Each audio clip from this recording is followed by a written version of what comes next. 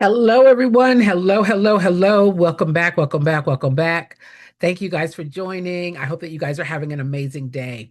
Listen, today we're going to jump right in with episode number 3 from the Funder's Lens. This is an episode and a series that I have started to help educate and bring clarity to the nonprofit space, your organization, how organizations are funded, what is an organization, what is a nonprofit, and really how you, as a potential or even aspiring or current nonprofit founder, how do you take your organization from a place of being a program recognized only, but to being an organization that attracts donors, that attracts funding, that attracts supporters? So that's what we want to talk about in this series. If you have not seen series episode 1 and 2, I invite you to go back down my page and look at those previous episodes. Feel free to comment, ask questions, and I'm happy to give you some more clarity if that is needed. Let's jump right in. I want to ask you a very direct question. A very direct question. If you are seeking a foundation to invest 50,000, 100,000, or even $250,000 in your nonprofit organization, why would you not invest in learning how to build and operate the organization that the funder is evaluating? I'm going to say that again, and I want to ask this very directly. If you are asking a foundation, a major donor, a corporation to invest 50,000, 100,000, or even $250,000 in your nonprofit organization, why would you not invest in learning how to build and operate the organization that the funder is evaluating? That question may make some of you uncomfortable, okay? But it really needs to be asked because many of you were told. I get this conversation at least 10 times a day, honestly. If it's not on my phone, then it's in my emails or it's in my inbox, right? My DMs. I believe that this conversation needs to happen. Many of you were told, get a 501c3, create a program, then you can get grants. You were told that, right? So you completed the paperwork. Then you received the determination letter. Then you started your program and started serving people. And you believed that the organization was ready. But what you actually built was just a program. Not that the program is small and not that the program is insignificant. It's just that the program is not the organization. I'm going to say that again. And I recognize that this very direct conversation is going to make some of you uncomfortable because you were told and you believed, get your 501c3 and you can get a grant. So you completed the 1023 form, right? You got your articles of incorporation. You got your bylaws, you got your EIN, you registered at the state, you filled out the 1023 form, likely the short form, and then you received a termination letter from the IRS. And then you launched a program, and you believed that the organization was ready for a grant. But what you actually built was a program. You have not yet built an organization required to govern, to manage finances, to manage financials, to measure your program, and to sustain the program. And there is the difference. The mission is why you exist. The mission is why you exist. The program is what you do. but the organization is the structure that makes it possible to continue doing it responsibly.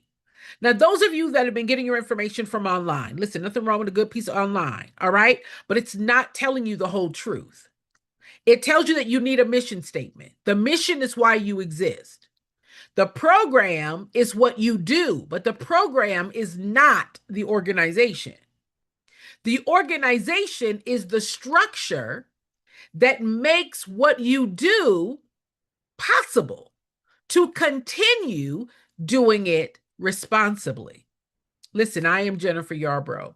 I am your nonprofit expert, over 40 years of experience, helping organizations put together that structure so that funders and donors and supporters would feel that they can trust the organization with their money. I am a professional fundraiser. I am a grant writer. I'm also a grant reviewer.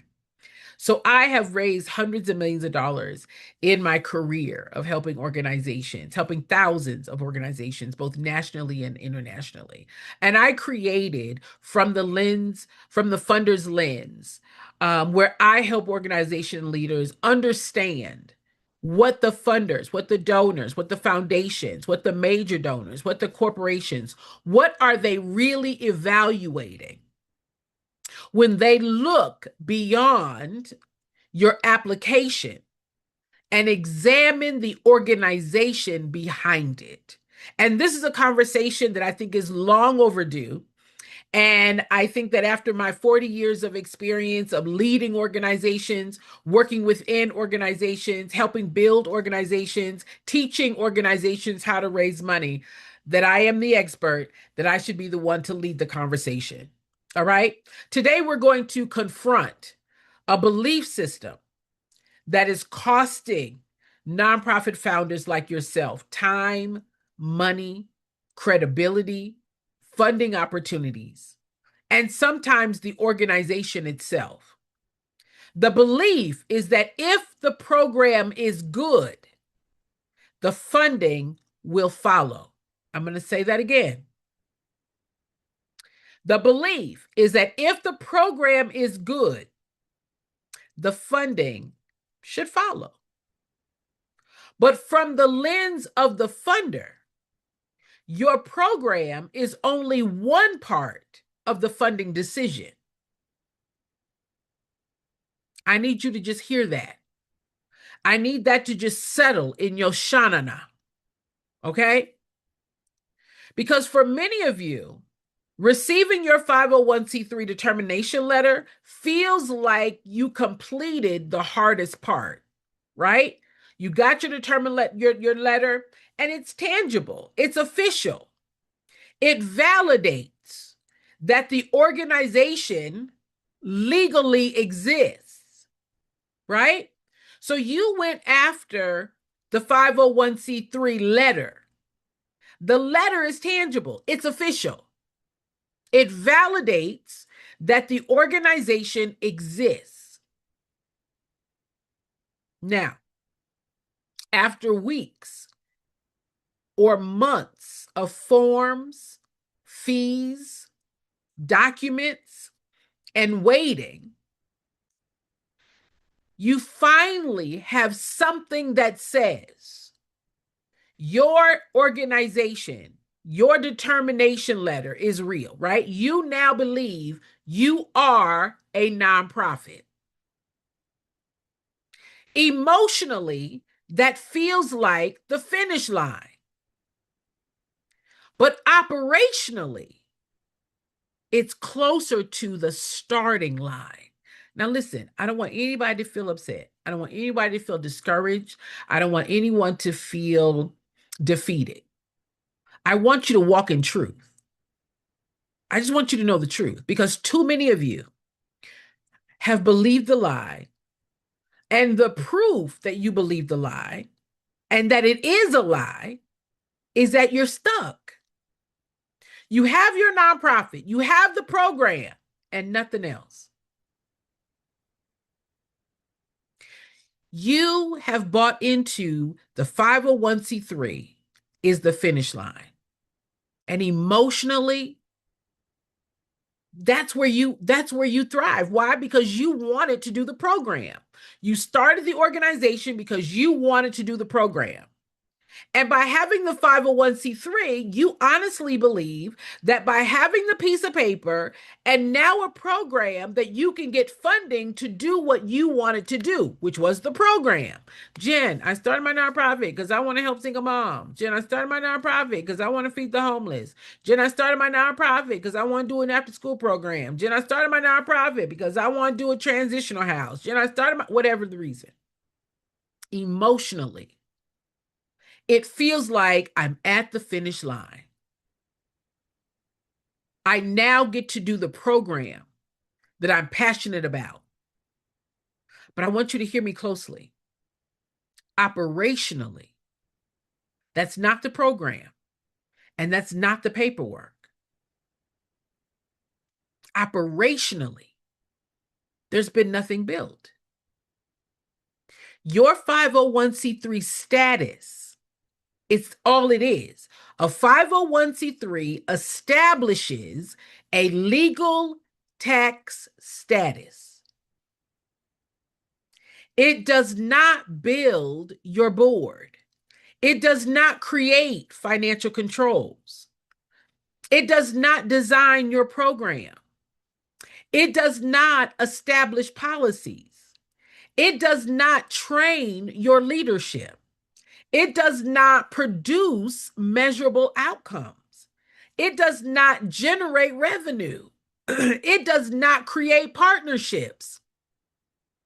It does not build public trust. And it does not teach you how to operate a sustainable nonprofit organization. Now, none of that was mentioned in the lie that said, get your 501c3, you can get a grant. And maybe stating it as a lie is too, it's a lie. You need more than the 501c3 to sustain your organization. The determination letter, the determination letter that you get from the IRS, it may make you eligible to pursue certain funding opportunities. It does not prove that you are ready to compete for those funding opportunities.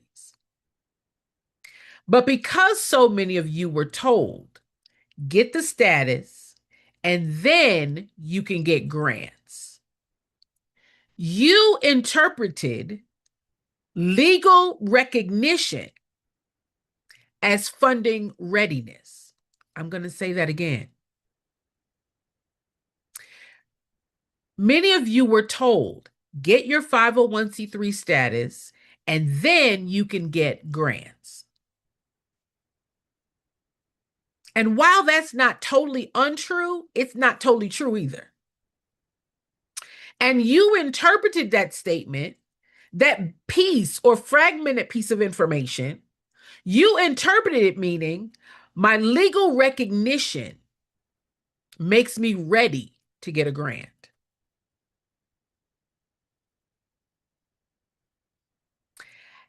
That incomplete advice has shaped everything that followed. That incomplete advice shaped everything that followed. Listen, if you are listening to me, please like, please share. Please like, please share. I'm trying to beat down a lie, y'all. I'm trying to chase down the most expensive lie in the nonprofit space. Will you help me? Will you help me by sharing this information? Will you help me by liking and commenting? Will you help me get ahead of and around this myth that is costing organizations and ultimately communities hundreds of thousands of dollars every year? The next misunderstanding happens when you confuse the program with the organization itself. The misunderstanding happens when you confuse the program with the organization, right? You see a community need. Perhaps children need mentoring, right? Veterans need housing. Families need food. Returning citizens, right? They need employment support. Young adults need mental health services. And you begin helping, right? You created your program and you begin helping. So people attend. And now you've got materials, you got supplies that are distributed. Workshops are being held. The community expresses gratitude for your program. And you see activities, right? You see the feeding, you see the giving out clothes, you see the handing out of the backpacks, you see the after school program, you see the transitional house, you see the helping people who have experienced DV. You see those activities. Those are activities. That's not the organization. You see the organization and you say, this is proof that our organization is working.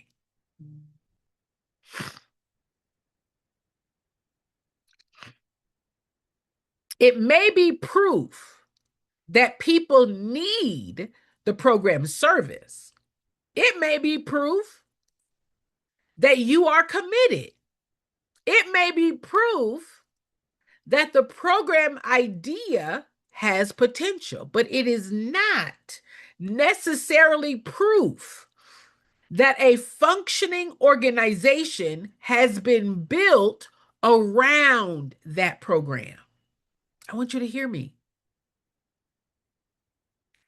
When you look at an organization, when you look at a nonprofit organization from the outside, right? You're standing on the outside of an organization.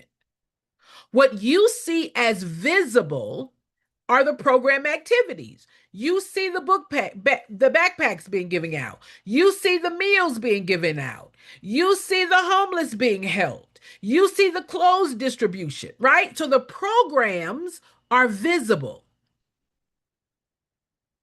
But governance is not. Governance is not. Serving 50 families is visible. Creating financial controls, budgets, is not. Hosting a workshop is visible. Building an outcome measurement system for your program to prove that the program works is not. Distributing supplies is visible. Developing a board and board accountability is not. The visible work feels like the mission, right? I get it. I've worked in nonprofit organizations. For 40 years, this is all I've done is work in nonprofit organizations. I get it. The visible work feels like the mission. The infrastructure of the organization feels administrative, right? So you naturally prioritize what you see. You naturally prioritize what you see. Why? Because you believe the lie that my 501c3 is the organization. And you started the organization because you wanted to do the program, which is visible. So you naturally prioritize what you see. You conclude every dollar should go directly to the people, right? You conclude that.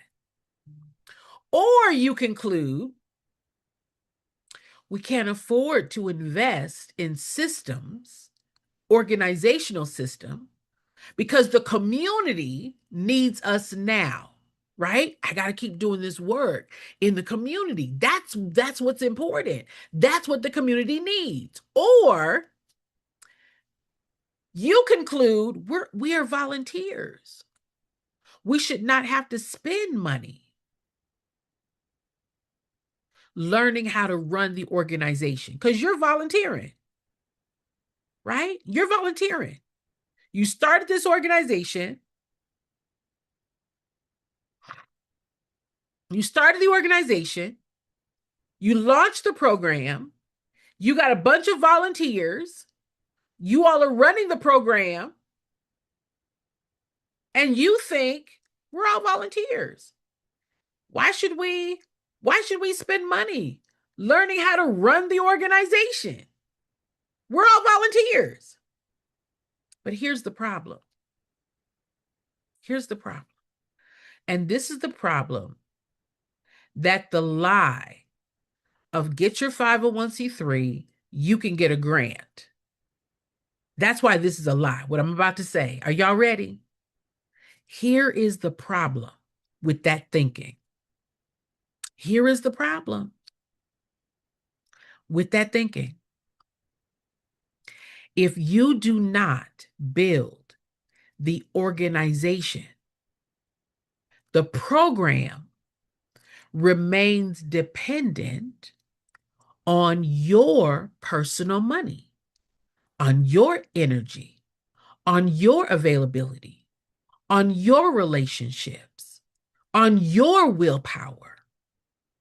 And that's not sustainability. That's founder subsidy. That's basically saying we created an organization, right? You created an organization that you subsidize. You don't have donors, you don't have sponsors, you don't have grants, you don't have contributors, you don't have board members. You're doing everything out of your own pocket, out of your own personal energy, out of your own willpower. And listen, I want to be careful here.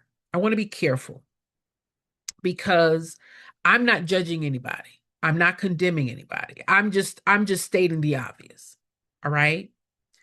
And again, this is from 40 years of working in the nonprofit space. I've led organizations. I've run organizations. I've raised hundreds of millions of dollars for nonprofit organizations. I am a grant writer. I am a grant reviewer. I know how the organizations operate. Okay? But I want to be careful when I say this because I don't want anybody to feel like, I'm talking down on anybody because that's not true. I want to lift you up. I want you to be knowledgeable. I want you to be clear. I want you not to be led by a lie that's going to result in you being stuck, right? Jen, I started my nonprofit organization and now we're stuck. Jen, I started my nonprofit organization, but we don't have donors. We don't have funders. We don't have supporters. We don't have contributors. And then we have to close our doors or stop our program. Why? I don't know why yet, Jen. I don't know why. I don't know why they didn't like our program. I don't know why they don't like our mission. I don't know why they said no. I'm going to tell you why. All right? Many of you did not intentionally ignore organizational development. You didn't do that intentionally. Many of you were simply never taught that it is required. I'm going to say that again. Organizational development is required. But you didn't know that. Why? Because you believed this oversimplified sequence that is a lie. Get your 501c3 and you can get a grant. Right? So you followed this oversimplified sequence of, Jen, I got my paperwork. I got my EIN. I registered at the state. I filled out my 501c3. I got my 501c3. I got my bylaws. I got a website. I got a mission statement. I got everything, Jen. I just need money for a program.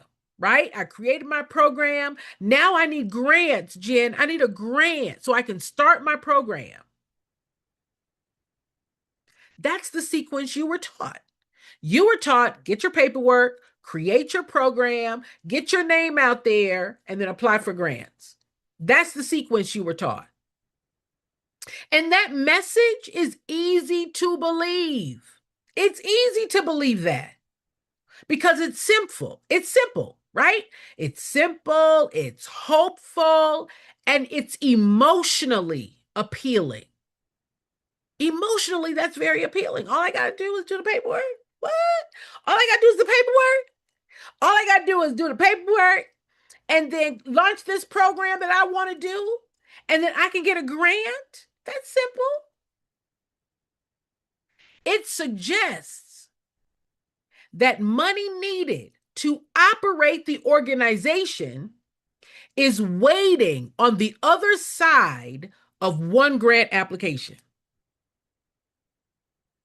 I'm going to say that again for the people in the bushes. It suggests that the money needed to operate the organization is waiting on the other side of one grant application. It also removes the need for startup capital. It totally removes the need for startup capital. No one mentioned that once you get your paperwork, you're like, I'm waiting for the grant, Jen, because that's what was told to me. And so you believe we don't need money to build the organization because grants will pay for everything once we receive our 501c3. Now, I know. That one made me hot too. I get it. I get it, honey. I know. I wish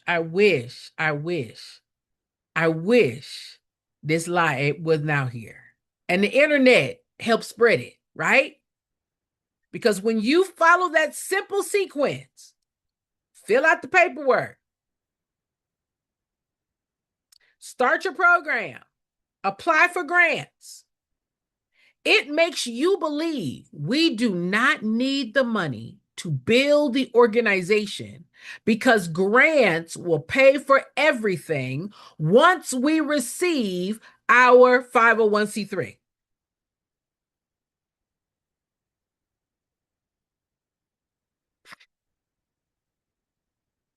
But then the organization begins operating without systems that the donor, the foundations, the major donor expect to see.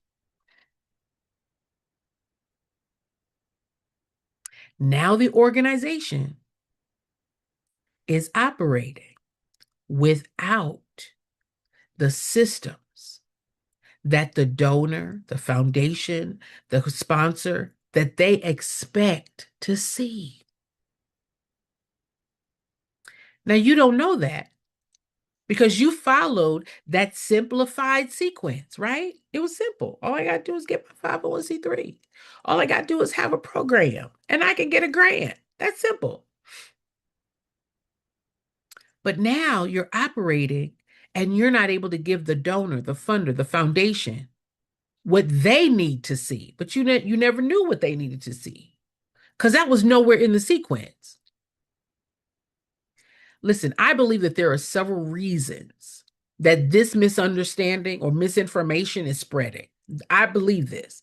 Now, I've been in this nonprofit space since before there was an internet. Okay, since before there was an internet, since before there was an email. Anyway, I don't want to go down that road. My point is this. I believe that there are several reasons that this misinformation spreads. That this oversimplified sequence or this, I'm going to call it a lie. You all put it in the chat. What do you think it is? If it's not a lie, what do you call it? Okay. I don't know what to, it's a lie to me. Okay. Whatever you think it is, put it in the chat. But I believe that the reasons that this misinformation spreads is, first, people who have never operated or funded a nonprofit. Hear me now. People who have never worked in, built, started, raised money for a nonprofit organization repeat what they have heard from others. Someone explains how to file the paperwork, but does not explain what happens after you get approval, right? Someone will explain, how do you fill out the paperwork? But then no one explains what must happen after you get approval. And so you started it, you were taught how to establish the entity, right? To fill out the paperwork, but not how to build the organization. Because they explain you the paperwork. They never explain, listen, when you get this paperwork, these are the things that are going to be expected. They never said that. All you were taught is, how do I establish it, not how do I build it. The second reason I think that this misinformation spreads is grant funding is marketed as easy access to free money. Grant funding is marketed as easy access to free money. Now, I'm a grant writer. I've been writing grants for 40 years. Okay, I get it. But I'm also a grant reviewer. The grant reviewer is a part of the conversation, the discussion of who gets the grant. So the marketing of grants gives the impression that grants are free money, right? You see the social media posts announcing millions of dollars in available grants. These are all the grant lists, right? Go over there to grants.gov. They're giving away, hear the words now, they're giving away lots and lots of money. And so the people that do grant writing services, they're marketing their service. And they're marketing it as access to free money, right? You go to courses, grant writing courses, and these courses are to help you find hidden funding, right? You go to these courses, let me help you find the hidden free money. Then you get these templates. These templates suggest that if you answer these questions correctly, that the money will come. The money will follow, right? All you got to do is answer these questions correctly. So now you are focused on finding and writing the grant application. Now, this is where it's going to get nasty. Here we go. Ready? Now the focus is on finding and writing the application. So we got to find us a grant writer, right? Because we want them to write. Maybe they could do the research and find us a grant, right? Then you jump over there to AI, the Claudes and the things, and you get them to write these beautiful, beautiful words on the application, because you now are focused on the writing or the completing of the application, not building the organization expected to receive the money. Hear me now. Your focus is on the writing of the application, because that's what the lie said. get your 501c3, apply for a grant. They're selling the grants as free money. All you got to do is apply. All you got to do is apply. All you got to do is answer these questions correctly, and you can get a grant. That's what they're marketing. But what they're not saying is that what you should be focusing on is building the organization that's expected to receive the money. Now, that's not what they're not saying. They're not mentioning any of that. And now you've written all these grants. You done paid these grant writers, and you didn't get the grant. Listen, I'm so exhausted. I don't even want to write nobody else's grant.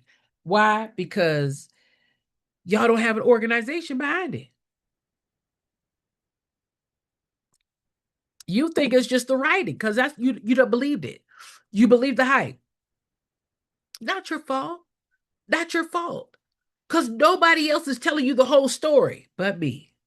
Please like, please share, comment. If you disagree, say your piece. Speak your piece in the comments.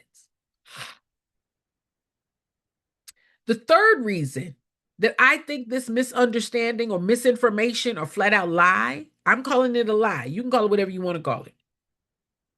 But the reason that I think that this misinformation is spreading so fast is because for you, the program creates emotional validation.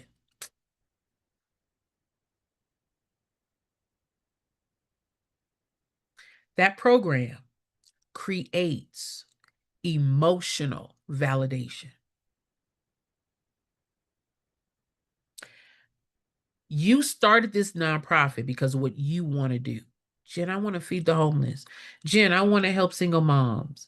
Jen, I want to start an organization in honor of somebody that was important to me. Nothing wrong with any of this.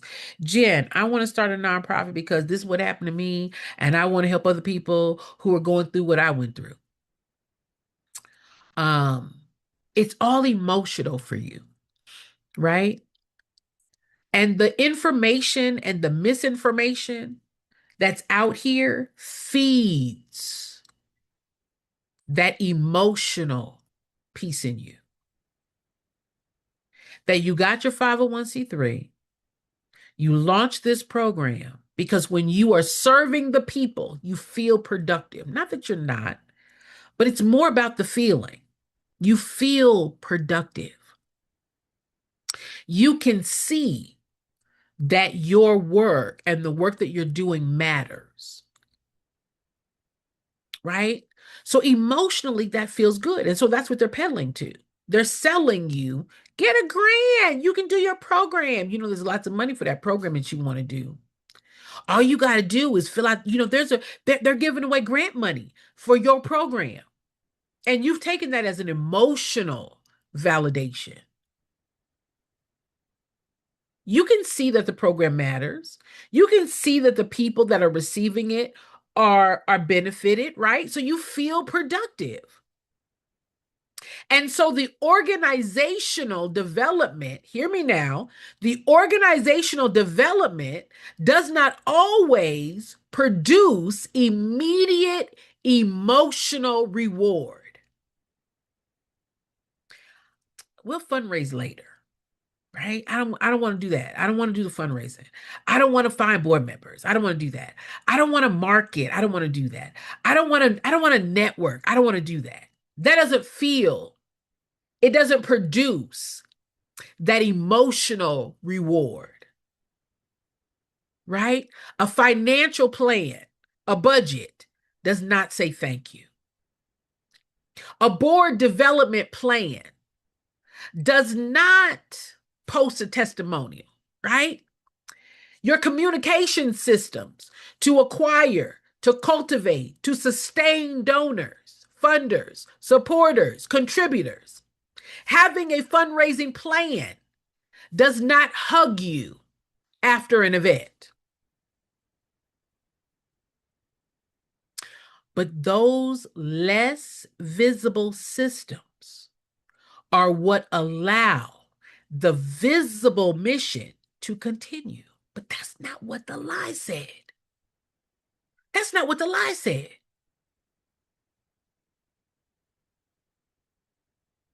So now we've put off doing the organizational development piece because it doesn't hit you emotionally. I think that the fourth reason, are we at number 4? I think we're at number 4. I hope y'all are counting with me. The fourth reason that I believe that this lie is continuing the way it is and spreading like wildfire, of all you got to do is get your 501c3, start your program, and then get a grant later. I believe that that simplified lie is spreading because confronting the actual cost of building an organization can be frightening. I'm just going to keep it a buck. Confronting the actual cost of building an organization can be frightening. It forces you to acknowledge, I need training.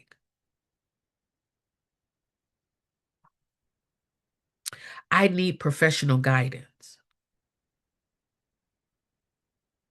I need people around me who will hold me accountable. I cannot personally control every decision. That's frightening for many of you. It's easier for you to believe the lie because knowing the truth is too frightening. For those of you that think, oh my gosh, this is going to require more time and money than I expected. Confronting my passion is not enough to operate the organization. Listen, that's hard to swallow. I get it, because that ain't what the lie said. The lie just said, get your 501c3, launch your program, and you can get a grant.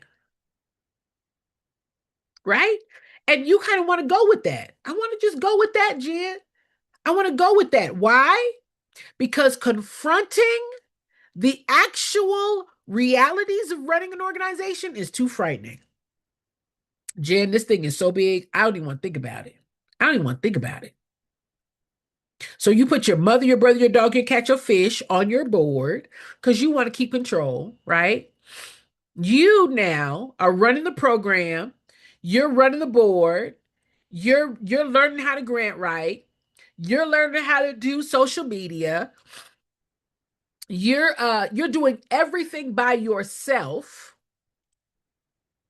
because you're saying, I want to keep control. I want to keep control of this.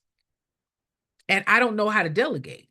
I don't know how to run it. So it feels safer if nobody knows that you don't know what you're doing. So now you just isolate yourself and just put your head down and I'll figure it out. I'll figure it out. Now you paying this thing out of your pocket, 2 years, 4 years, 6 years, 9 years, 10 years more out of your pocket. The organization doesn't have any money. The organization can't scale the program. The organization doesn't have help. You're not getting a salary. You can't hire any help because there is no money. And that is because you have now isolated yourself in the lie, because that lie was much easier to swallow than the truth. So you said, let's just go with this lie. I'm just waiting on a grant. Jen, if I could just get a grant, if I could just get a grant, Jen, maybe this lie.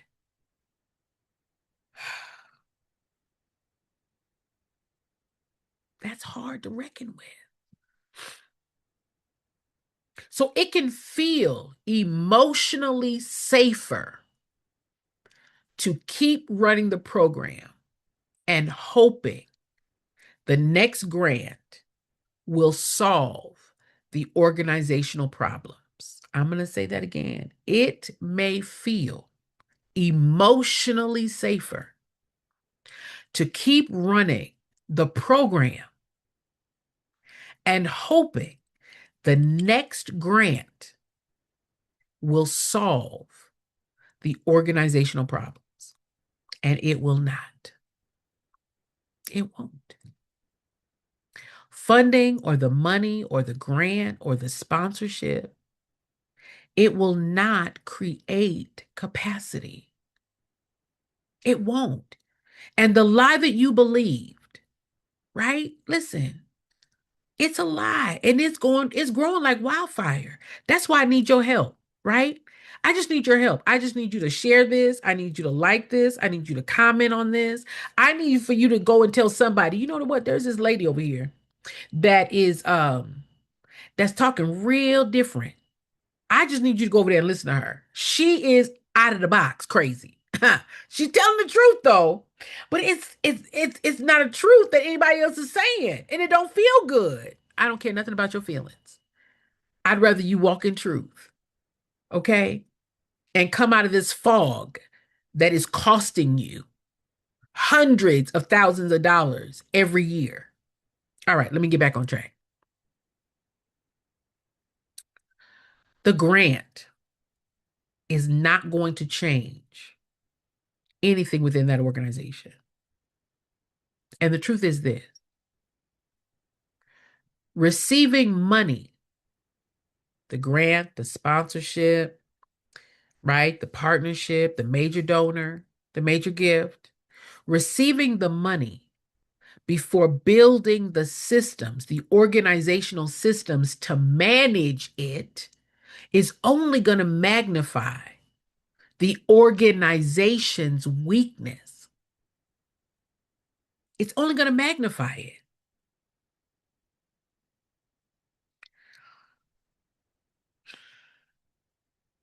You get the grant, you spend the money. Where's the money coming from after the grant? To keep it going, to sustain it. I don't know, Jen. I hadn't thought about it. Right? Let me keep going. There is another belief that I want to confront. Can y'all take any more? Are y'all all right? I just want to check the temperature. Are y'all all right? I know, I know, I know, I know. Honey, the truth will set you free. You understand? It's lack of knowledge that's got y'all bound. The truth will set you free. This is another belief that I think we want to confront. All right. Some of you believe that because the organization provides free or low-cost services, operating the organization should also be free. I'm going to say that again for the people in the bushes.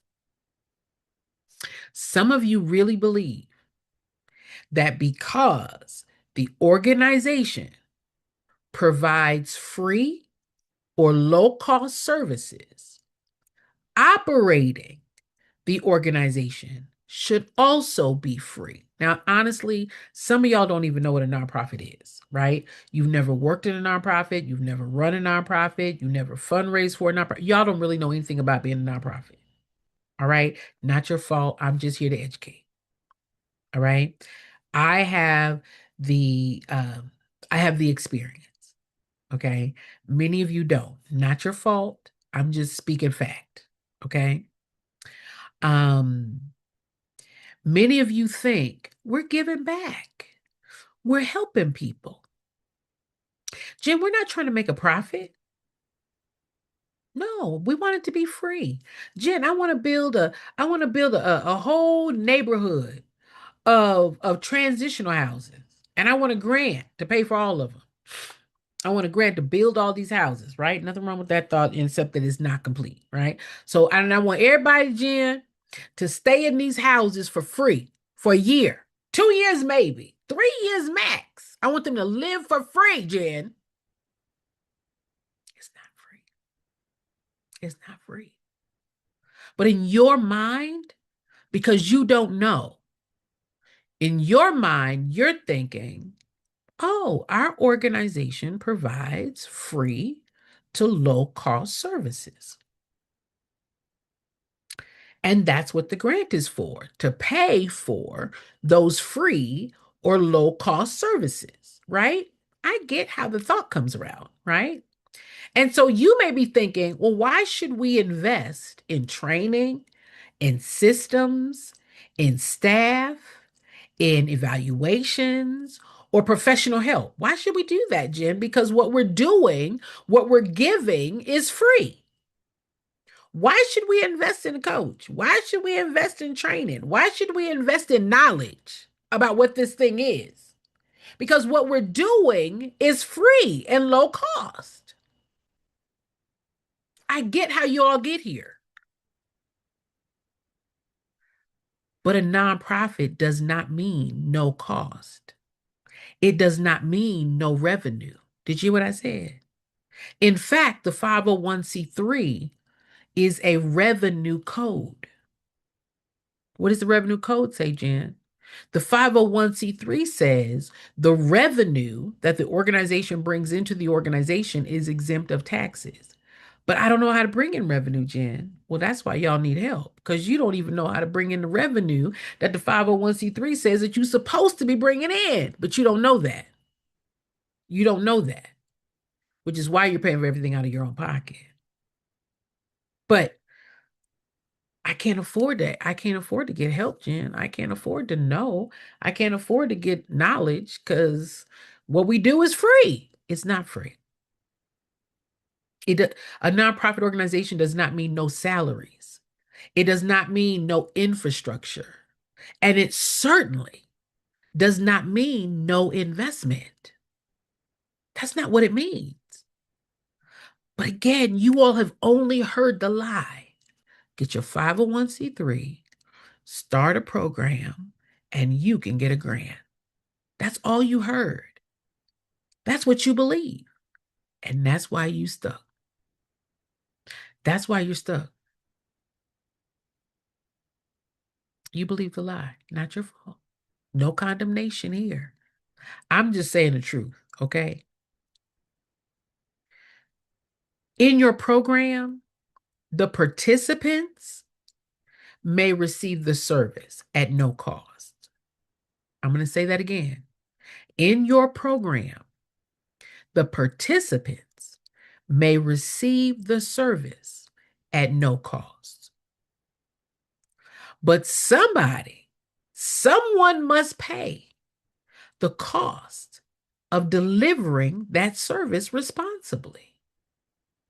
Somebody must pay. Someone must pay for the insurance, for the technology, for the accounting, for the program materials, for the supplies, for the facility, for transportation, for the staff, for the background checks, for the equipment, for the evaluation, for the compliance, for the training, for the marketing, for the fundraising, for the leadership development, and for the administrative infrastructure that holds all that together. A program may be free to the participant, but it is never free to operate. Listen, that's what y'all are paying for out of your own pocket. You're paying for the materials. You're paying for the supplies. You're paying for the gas. You're paying for the backpacks. You're paying for the equipment. You're paying for the space. You're paying by not getting a salary for doing the work. You're paying, but you're not tying it together. It's not connecting for you. It's never free. It's never free. Put never in the chat. It's never free to operate. Never.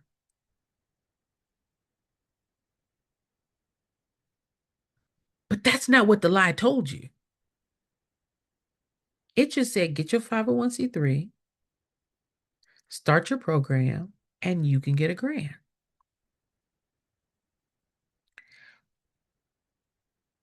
When you refuse to acknowledge the true cost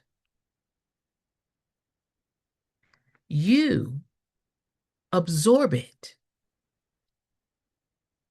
When you refuse to acknowledge the true cost of running the organization, you that started it absorb it. You become the donor. You become the staff. You become the program director. You become the fundraiser. You become the administrator. You become the board's accountability system. And eventually, you become exhausted. And the organization did not eliminate the cost. It just transferred it to you. The organization did not eliminate the cost. It just transferred to you. The cost is still there. It has not gone away. You just are paying for it out of your own pocket.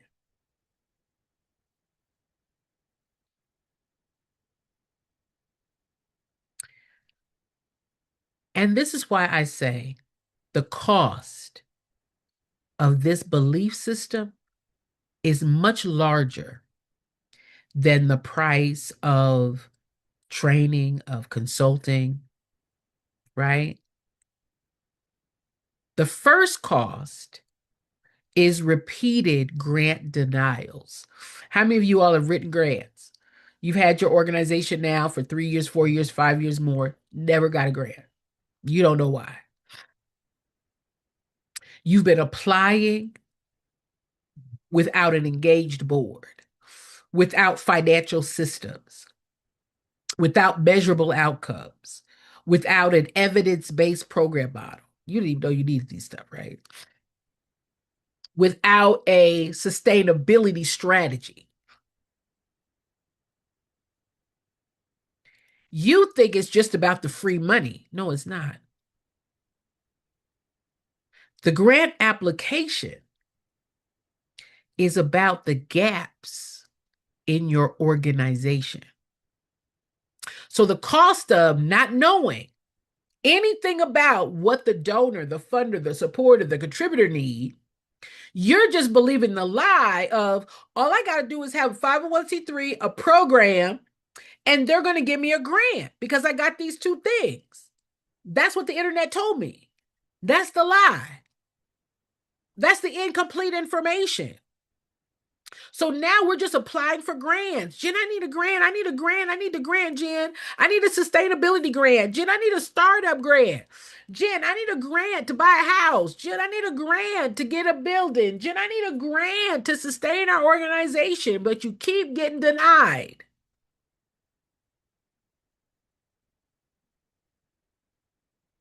And the funder keeps saying no.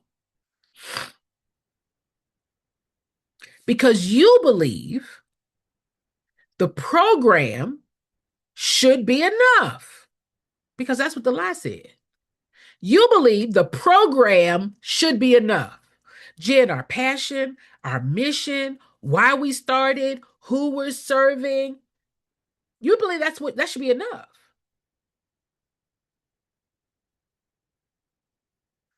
But the organization does not have the systems, the structure, the capacity to sustain that program. And so what do? You apply again. You just keep applying, keep applying, how do I find grants? How do I find grants? How do I find a grant writer? How do I find for your program? And that's not where the money goes. That's a big cost because now you're missing out on grant opportunities and you don't even realize it. You are missing out on grant opportunities because you're looking at it from, I have my paperwork and I have a program. But that's not what the funder is looking at. Those things may make you eligible to apply for the grant. But those two things are not what determines who gets the grant. All right? That's a huge cost. It costs your organization probably $400,000 a year in missed grant opportunities. Not only grant opportunities, but the other streams of revenue as well. The second cost of not knowing or believing that lie, the second cost is your personal financial depletion. You're using your personal savings, you're using credit cards, you're using money from your full-time job, and some of y'all got a gig job. You all are using money from your retirement, from your family resources to keep these programs going. Listen, you call it commitment, right? You're committed. You're committed to this program. You call it commitment. But if there is no plan to transfer those expenses to a sustainable organizational revenue model, that commitment becomes financial exposure. There's not enough money to keep it going. All right. The third cost to believing that lie is burnout. You carry all the responsibilities that should be distributed across your governing board, across your leadership team, across your staff, across financial professionals or operating systems. The third real cost is burnout. I get emails all the time from people who say, Jen, I had to close my organization. Jen, I let my organization go. Jen, we weren't able to keep the organization going. Jen, I gave up. Burnout. Because everything waits for you. Every question comes to you. Every crisis belongs to you. The organization cannot function when you rest or become ill or travel or step away. And that cost leads to program inconsistency. That services can expand when you have money. And then we have to scale back when you don't, because everything comes from you. Events are announced before funding is secured. Programs start and stop. And now the participants can't depend on the continuity. And then the community partners become cautious. They're watching. But because you're in your little bubble of denial, you think nobody sees it. The fifth cost is lost credibility. Your donors, your funders, your supporters, your partners, your potential board members, or even your current board members begin to see an organization that has a meaningful mission but cannot demonstrate reliable operations. That's why your board members are not active. They don't see how this organization is demonstrating reliable operations.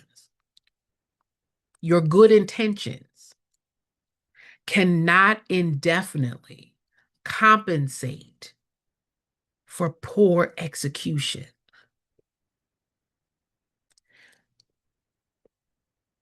The sixth cause, are we on 6? I think we're on 6, is absence of evidence.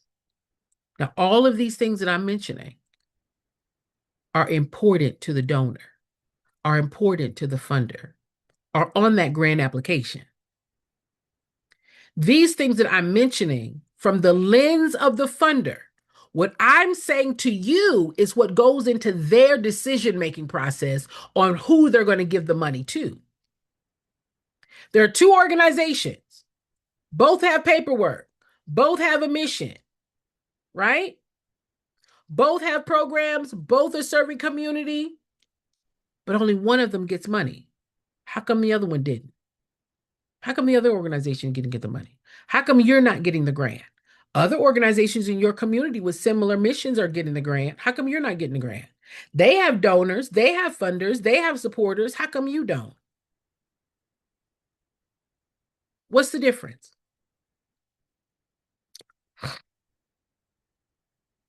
These things I'm listening. These things I'm listing is the difference. These are organizational things. The absence of evidence.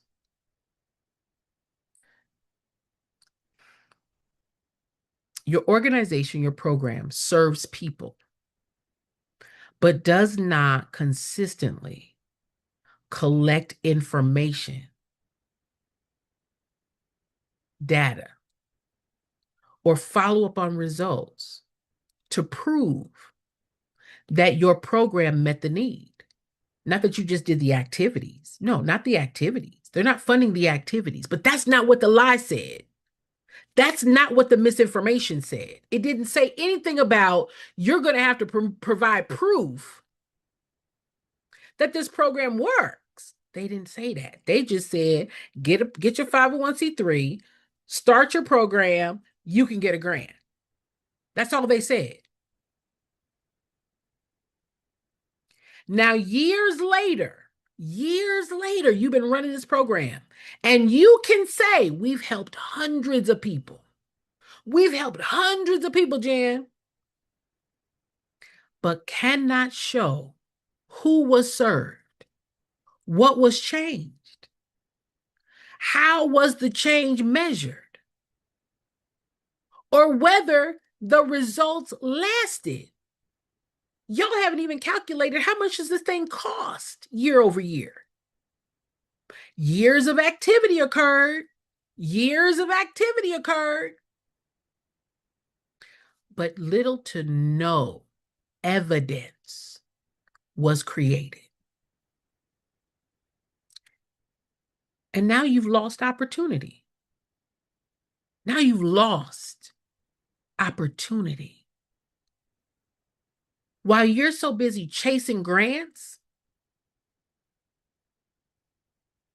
you're not building the conditions within the organization to attract grant funding, donors, major donors, partners, sponsors, or even other revenue. Because you're so busy chasing grants. How do I find a grant, Jen? How can I get a grant? How can I get a grant? Do these things I'm telling you. That time that could have been and should have been invested in board development, financial systems, evaluation, partnerships, donor cultivation, donor revenue diversification is spent searching for another grant application. I want you guys to look at your organization. How much time are you spending chasing a grant? And then how much time are you spending getting the other streams of revenue? Many of you don't even know that there's other streams of revenue. Many of you don't know that there are a minimum of 8 streams of revenue. Every organization, no matter where you are, have at least 8 streams of revenue. Minimum 8 streams of revenue. Every organization has 8 streams of revenue. Ask chat. You've got about 18. 18 ways that revenue comes into the organization. But y'all didn't know that. Why? Because that's not what the lie said. The lie said a grant. Didn't say anything else. So now you're spending time and costing your organization opportunity from raising money from other places. I didn't know it could come from other places, Jen. I didn't know there was 8 streams of revenue. Jen, I've been paying for everything out of my pocket. Jen, I don't know how to find donors. I don't know how to find sponsors. I don't know how to get partners. I don't know all the I don't knows. It's costing you opportunity.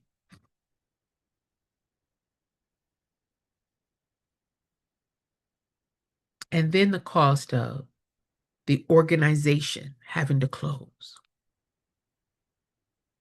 Because there comes a time when you can no longer finance the work.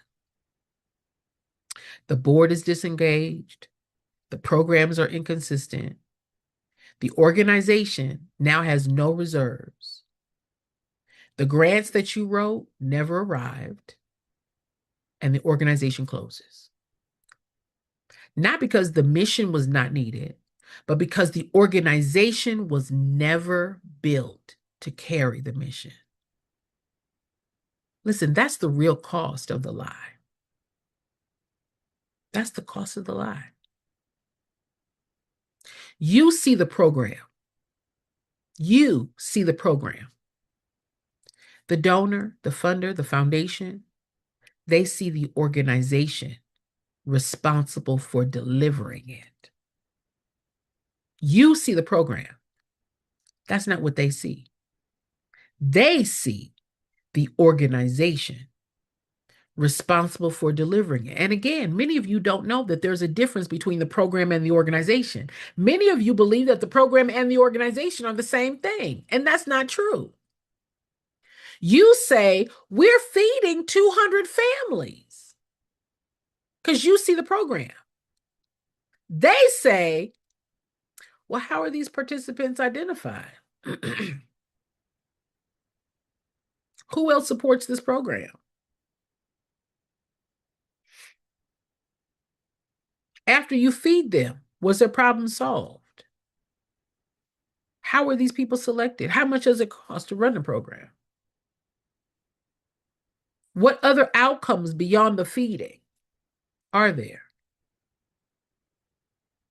How do you sustain this program? You hear the difference? You say, we need to mentor 100 young people. That's what you say. We want to mentor 100 young people. But they're asking, well, who's going to be providing the mentoring? What is the curriculum that's going to be used?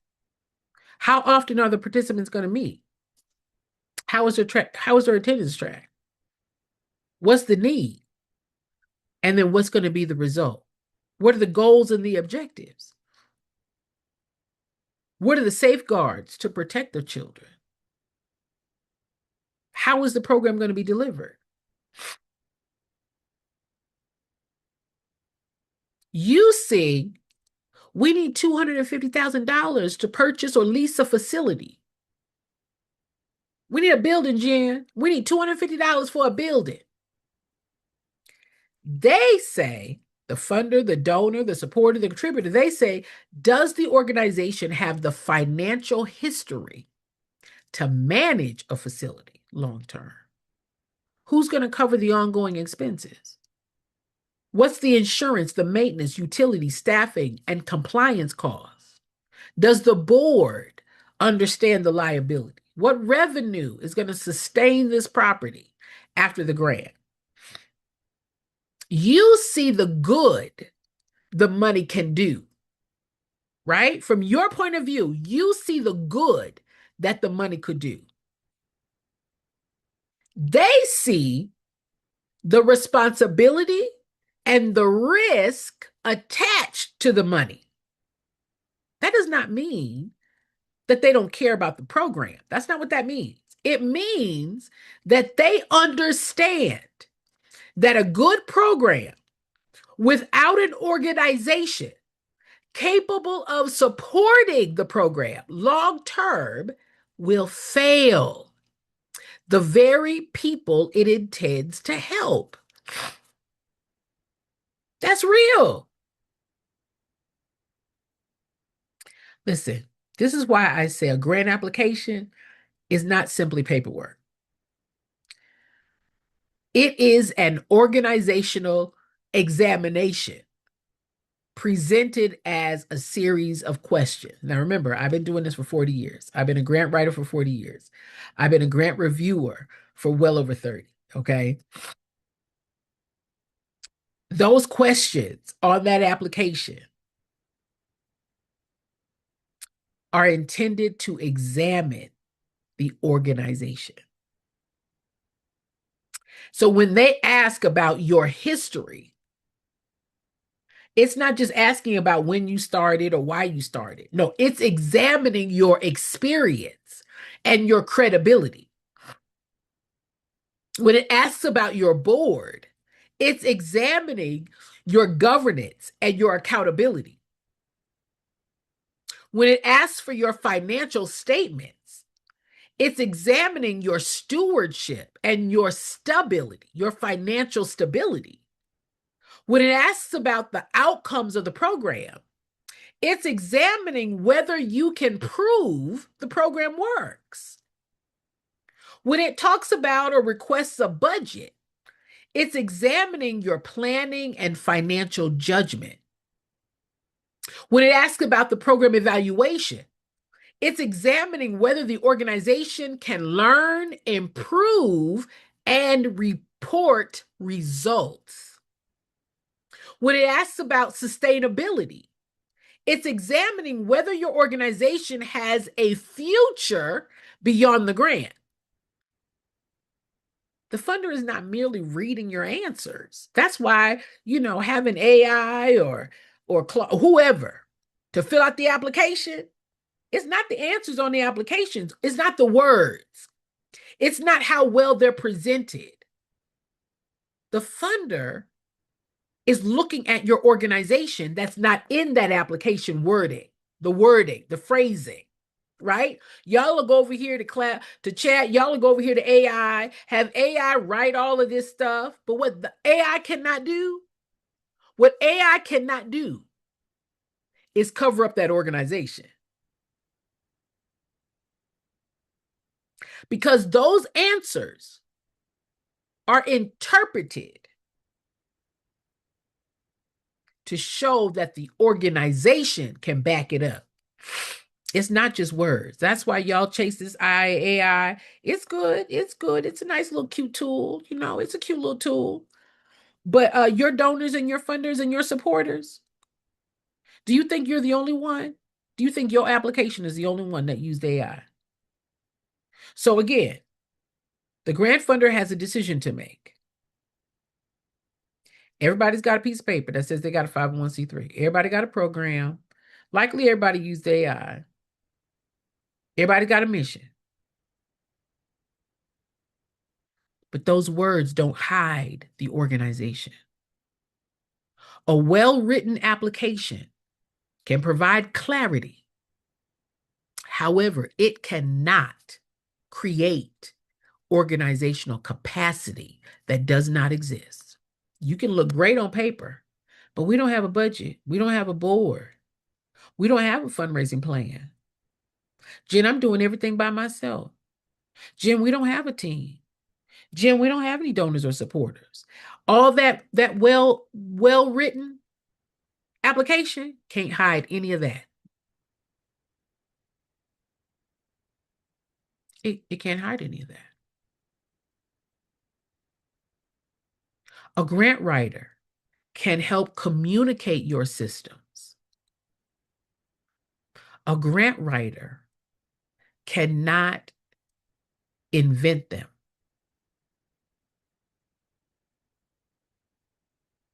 Manage them, run them.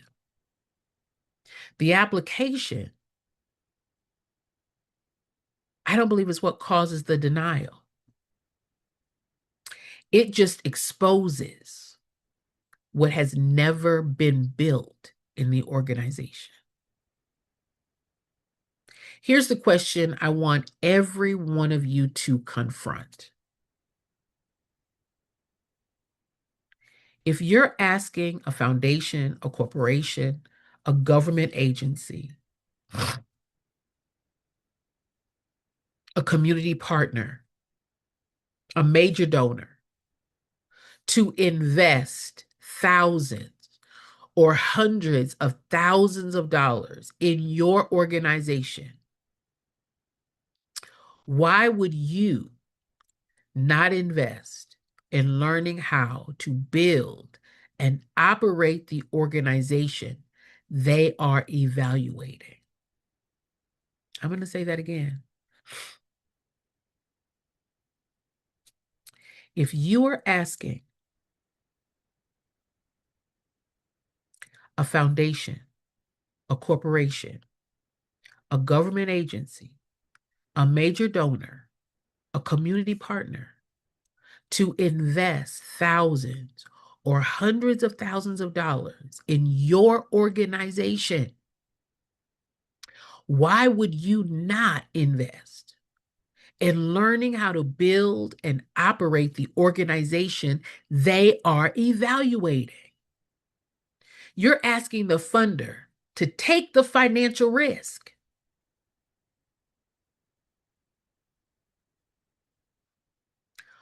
What have you invested to reduce that risk? You want the funder to believe in your leadership, in your passion? What have you invested in strengthening that leadership? You want the funder to trust your financial management? What systems have you established to earn that trust? Do you have a budget? Do you have a fundraising plan? No? You want the funder to believe your program will create results. What have you invested in measuring those results? You want the funder to support the organization year after year. What are you building that can continue beyond your personal sacrifice? This is not about paying me or anybody, right? Not a particular consultant. This is not about paying me. This is about accepting that building a sustainable organization requires an investment of time, of money, of learning, accountability, and leadership. Listen, you need training. You need professional support.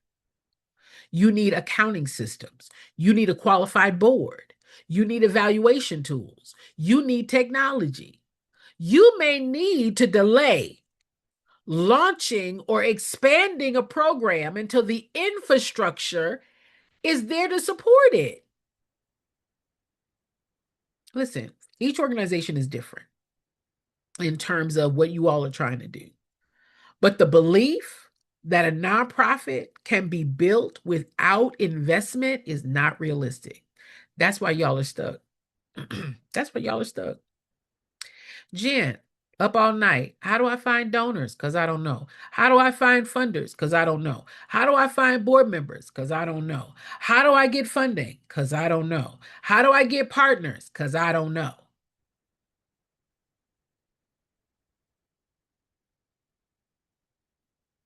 And if you believe that you can continue to think that people are going to invest in what you don't know how to do, you want them to invest and keep investing,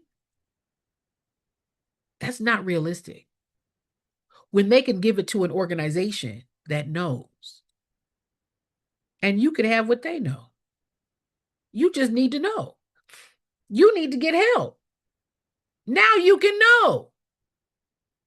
Listen, capacity is not simply your ability to deliver one program. That's not what capacity is. Capacity is the organization's ability to govern, to manage, to deliver, to measure, to communicate, to fund, and sustain its responsibility, to sustain the work that you say you want to do. That's capacity. That you now have an organization that is able to govern, to manage, to deliver, to communicate, to fund, and sustain the work responsibly. It includes compliance and governance. It includes financial accountability and stewardship. It includes program design and impact measurement. It includes revenue development. It includes communication and public trust. It includes infrastructure and operations. It includes team leadership. It includes year-over-year sustainability. Your program is just one part of capacity. It's not the organization. Capacity is what allows the program to continue when you aren't available, or when the grant ends, or when the board changes, or when the demand increases, when unexpected expenses occur, or when the funder requests documentation, or an organization that is asked to demonstrate results. Capacity is not overhead that competes with the mission. Capacity is what protects the mission. And many of you already possess pieces of information about your organization. You know that the board rarely meets. You know that you pay for all the expenses. You know the participant information is stored on several spreadsheets somewhere, but are not tracked. You know the program budget is incomplete. You know the revenue plan is mostly apply for grants or have fundraisers every now and then. But you may not understand what those conditions communicate to the funder. You don't understand what those conditions communicate to the funder. And this is where experienced analysis matters. I am an analyst. I'm an analyst. I raise money for nonprofit organizations. I've run nonprofit organizations. It was my full-time job to help 1,000 organizations nationally and internationally attract funding for their organizations. That was my job. I build organizations to be sustainable. I teach the leader how to do it. Because if you don't know how to raise the money, then no one else in your organization knows how to raise the money. If you don't know how to attract the funders, if you don't know what the funder needs to see, then who in the organization knows? The board, they don't know either. That's why they can't help you. Analysis matters. Funding intelligence is not about me being smarter. It's about applying my 40 years of grant writing, fundraising, program development, nonprofit operations, executive leadership. It's about the intelligence to being able to interpret what the organization's information is revealing to the funder. You're not looking at the funder. That's how you raise money. You raise money by knowing what the funder needs, not what you want to spend the money on. And that's where you all have been stuck. You don't know how to find a donor. You don't know how to find a sponsor. You don't know how to find a major donor. You don't know what to say. You don't know how to say it. You don't know what to say in the email. That's analysis. That's intelligence. You're like, I don't know. I don't know what they need. I don't know what to say. And that's why you're stuck. It's the lack of knowledge. Intelligence. I provide that analysis. Y'all think that you can go back to that internet that told you to lie in the beginning. The internet told you, get your 501c3, start a program, you can get a grant. That didn't happen. So you go back to the internet and say, how do I find donors? How do I find funders? How do I get sponsors? What are the best fundraisers? That's not answering the question of what does the funder need? How are they looking at our organization? What do they need to see before they give us the money?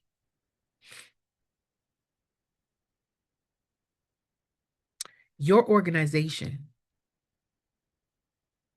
gains the intelligence. I provide the analysis. Your organization gains the intelligence. It helps you understand which organizational gaps are weakening our funding position. AI can't tell you that. You're not going to get that in the class.